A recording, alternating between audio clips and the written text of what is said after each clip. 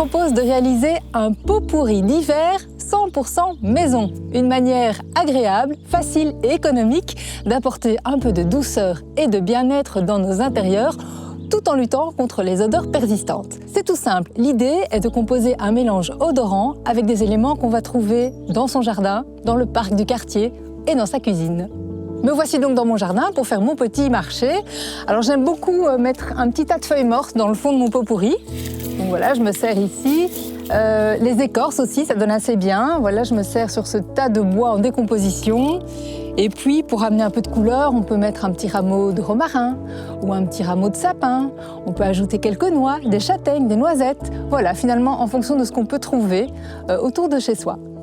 Après le jardin, je suis allée voir ce que j'avais dans ma cuisine. J'ai trouvé des agrumes, j'ai fait sécher des tranches d'orange et de citron en les mettant au four à 100 degrés durant 1h30. J'ai trouvé aussi des petits clous de girofle, de l'anis étoilé, des petites noix, des pommes de pin, etc. Je peux donc commencer à garnir mon contenant, privilégier un pot avec des bords larges, comme ça les parfums pourront se diffuser plus facilement. On commence avec la base. Moi, en général, j'aime bien mettre un petit tapis de feuilles mortes dans le fond de mon pot pourri. Et puis, je vais commencer mon assortiment avec les gros éléments. Donc, les morceaux d'écorce, je coupe l'écorce en petits bouts. Je vais mettre des pommes de pin à ce moment-là. On peut ajouter quelques branches de romarin ou de sapin.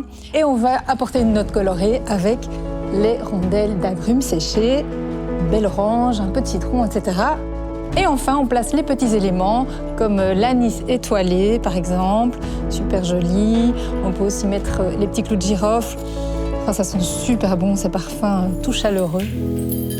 Et voilà, profitez bien de ces bonnes senteurs naturelles.